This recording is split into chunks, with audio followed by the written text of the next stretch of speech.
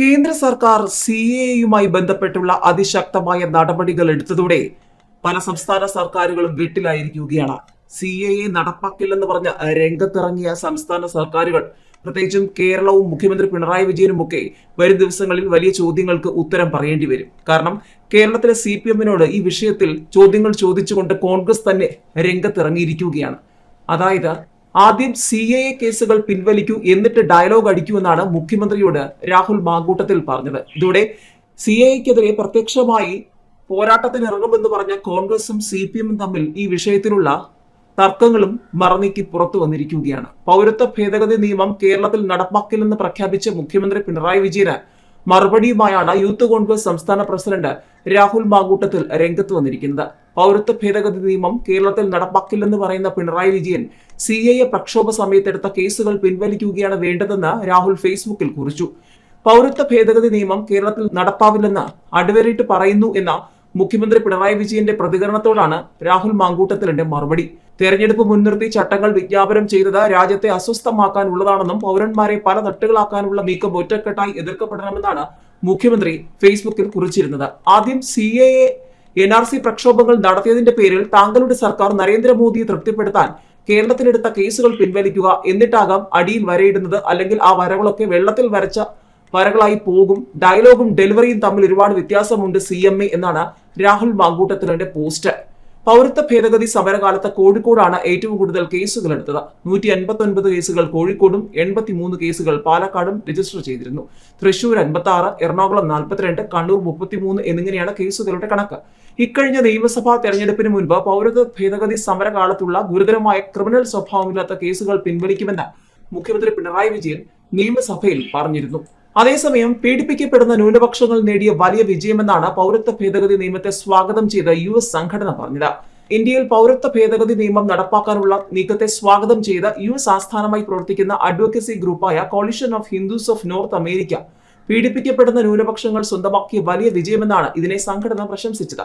Indian പൗരന്മാരെ ഈ നിയമം ഒരു രീതിയിലും ബാധിക്കില്ലെന്നും പാകിസ്ഥാൻ, ബംഗ്ലാദേശ്, അഫ്ഗാനിസ്ഥാൻ എന്നിവിടങ്ങളിൽ നിന്നും പലായനം ചെയ്ത മതന്യൂനപക്ഷങ്ങൾ അവരുടെ അവകാശങ്ങൾ നേടിയ വിജയമാണിതെന്നും സംഘടന പറയുന്നു. മതപരമായ പീഡനം അനുഭവിക്കേണ്ടി വന്നതിനെ തുടർന്ന് ഇന്ത്യയിലെത്തി അഭയം പ്രാപിച്ചവർക്ക് വേണ്ടിയുള്ളതാണ് ഈ നിയമം. ഇത്തരത്തിൽ പാകിസ്ഥാൻ, ബംഗ്ലാദേശ്, അഫ്ഗാനിസ്ഥാൻ എന്നിവിടങ്ങളിൽ നിന്ന് പലായനം ചെയ്ത മതന്യൂനപക്ഷങ്ങൾക്ക് പൗരത്വം ലഭിക്കുന്നതിനുള്ള പ്രക്രിയ ഇതുവഴി എളുപ്പമാകും. പാകിസ്ഥാനിൽ നിന്ന് ന്യൂനപക്ഷ സമുദായത്തിൽപ്പെട്ട പെൺകുട്ടികളെ തട്ടിക്കൊണ്ടുപോവുകയും നിർബന്ധിത മതപരിവർത്തനം നടത്തി വിവാഹം ചെയ്യുന്നതുമെല്ലാം പതിവ് കാഴ്ചയാണ്. ഇതിൽ വലിയൊരു ശതമാനം പേർ പിഞ്ചു കുഞ്ഞുങ്ങളുമായി കുടുംബത്തോടെ ഇന്ത്യയിലേക്ക് പലായനം ചെയ്യുന്നുണ്ട്. ഇവരുടെ സുരക്ഷയ്ക്ക് പൗരത്വ ഭേദഗതി നിയമം ഏറെ സഹായകമാണ്. നിയമവുമായി ബന്ധപ്പെട്ട തെറ്റായ വിവരങ്ങൾ പ്രചരിപ്പിക്കുന്നത് തടയാൻ CAA നിയമങ്ങളെക്കുറിച്ച് ബോധവൽക്കരണം നടത്തുമെന്നും സംഘടന അറിയിച്ചു. പൗരത്വ ഭേദഗതി നിയമപ്രകാരമുള്ള നിയമങ്ങളുടെ വിജ്ഞാപനം കഴിഞ്ഞ ദിവസമാണ് ആഭ്യന്തര മന്ത്രാലയം പുറപ്പെടുവിച്ചത്. 2014 ഡിസംബർ 31 മുൻപായി ബംഗ്ലാദേശ്, പാകിസ്ഥാൻ, അഫ്ഗാനിസ്ഥാൻ എന്നീ രാജ്യങ്ങളിൽ നിന്ന് ഇന്ത്യയിലേക്ക് കുടിയേറിയ മതന്യൂനപക്ഷങ്ങളായ ഹിന്ദു, സിഖ്, ജൈൻ, ബുദ്ധ, പാഴ്സി, ക്രിസ്ത്യൻ മതവിഭാഗങ്ങളിൽ പെടുന്നവർക്ക് ഇന്ത്യൻ പൗരത്വം നൽകാനാണ് CAA നിയമങ്ങൾ ലക്ഷ്യമിടുന്നത്. ഏതായാലും ഇന്ത്യയിലുള്ള 31,000-ത്തിലധികം അഭയാർത്ഥികൾക്കാണ് CAA പ്രാബല്യത്തിൽ വരുന്നതോടെ പൗരത്വം കിട്ടുക. ലോക്സഭാ തെരഞ്ഞെടുപ്പിന്റെ പ്രഖ്യാപനത്തിന് തൊട്ടു മുൻപ് നിർണായക നീക്കത്തിലൂടെ നരേന്ദ്രമോദി വാക്കുപാലിക്കുകയും ചെയ്തു. ഡൽഹിയിലും അസമിലും പ്രതിഷേധങ്ങളുണ്ട്. രാജ്യത്തെ വിവിധ ഭാഗങ്ങളിൽ സുരക്ഷ ശക്തമാക്കി. നിയമ പോരാട്ടത്തിനപ്പുറം പ്രതിപക്ഷത്തിന് തെരുവിൽ കരുതലോടെ മാത്രമേ നീങ്ങാനാകൂ. ജമ്മുകശ്മീരിന്റെ പ്രത്യേക പദവി റദ്ദാക്കി. അയോധ്യയിൽ രാമക്ഷേത്രം യാഥാർത്ഥ്യമാക്കി. CAA-യും പ്രാബല്യത്തിലായി. BJP-യുടെ വർഷങ്ങളായുള്ള തെരഞ്ഞെടുപ്പ് വാഗ്ദാനങ്ങൾ പാലിച്ചതിന്റെ പ്രോഗ്രസ് റിപ്പോർട്ടുമായാണ് നരേന്ദ്രമോദി മൂന്നാമൂഴം ലക്ഷ്യമിട്ടിറങ്ങുക. CAA നടപ്പാക്കില്ലെന്ന കേരള സർക്കാർ ഉൾപ്പെടെ പറയുമ്പോഴും പൗരത്വം കേന്ദ്ര പട്ടികയിൽ ഉൾപ്പെട്ട വിഷയമാണ്. പൗരത്വ അപേക്ഷ പരിഗണിക്കാൻ ജില്ലാ സമിതി രൂപീകരിക്കുന്നതടക്കം നടപടികൾ പൂർത്തിയാക്കണം. CAA-ക്കെതിരായ ഹർജി സുപ്രീം കോടതിയുടെ പരിഗണനയിലാണ്. വിജ്ഞാപനം ഇറങ്ങിയ സമയമാണ് പ്രതിപക്ഷം പ്രധാനമായും ചോദ്യം ചെയ്യുന്നത്. പ്രതിഷേധങ്ങൾ കരുതലോടെ ആയില്ലെങ്കിൽ എതിർ ധ്രുവീകരണത്തിന് വഴിവെക്കാം. അഭയാർത്ഥികൾക്ക് പൗരത്വം നൽകുന്നത് വടക്കുകിഴക്കിന്റെ സ്വത്ത് നഷ്ടപ്പെടുത്തുമെന്ന ആശങ്കയെ അഭിസംബോധന ചെയ്യാൻ BJP-ക്ക് കഴിയണം. ബംഗാളിലടക്കം വലിയ രാഷ്ട്രീയ നേട്ടമാണ് CAA BJP-ക്ക് നൽകുക. ഇതിനിടെ പൗരത്വ ഭേദഗതി നിയമം അംഗീകരിക്കില്ലെന്ന് നടൻ വിജയ്. തമിഴ്നാട് സർക്കാർ നിയമം നടപ്പാക്കരുതെന്ന് വിജയുടെ പാർട്ടിയായ തമിഴ്നാട് വെട്രിക്കഴകം ആവശ്യപ്പെട്ടു. പാർട്ടി രൂപീകരിച്ച ശേഷമുള്ള വിജയുടെ ആദ്യ രാഷ്ട്രീയ പ്രതികരണമാണിത്. കേന്ദ്ര സർക്കാർ നടപടി അംഗീകരിക്കാൻ സാധിക്കാത്തതാണെന്നും പാർട്ടിയുടെ ഔദ്യോഗിക X ട്വിറ്റർ പേജിൽ പങ്കുവച്ച പോസ്റ്റിൽ വിജയ് വ്യക്തമാക്കി. നിയമം സാമൂഹിക ഐക്യം തകർക്കും. രാജ്യത്തെ ജനങ്ങൾ ഐക്യത്തോടെ കഴിയുന്നിടത്ത് പൗരത്വ ഭേദഗതി നിയമം പോലുള്ളവ നടപ്പാക്കാനുള്ള തീരുമാനം അംഗീകരിക്കാനാകില്ല.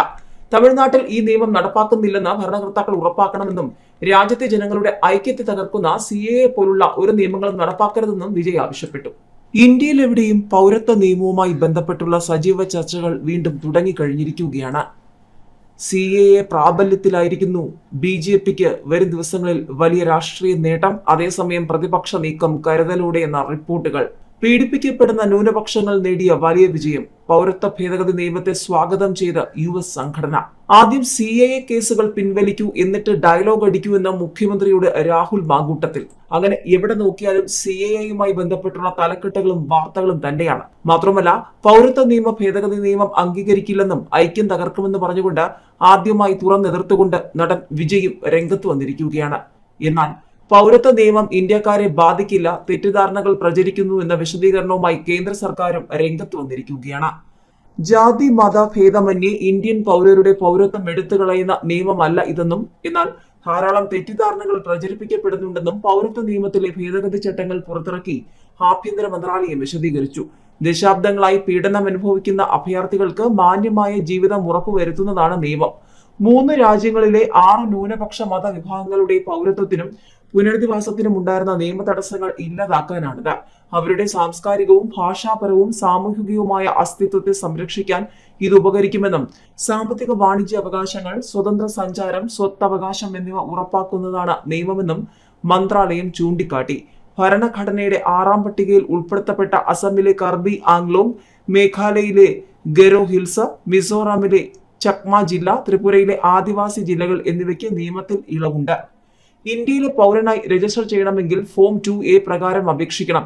ഇന്ത്യൻ പൗരരെ വിവാഹം ചെയ്തയാളാണെങ്കിൽ ഫോം 3A പ്രകാരവും, ഇന്ത്യൻ പൗരരുടെ പ്രായപൂർത്തിയാകാത്ത കുട്ടിയാണെങ്കിൽ 4A പ്രകാരവും അപേക്ഷിക്കണം.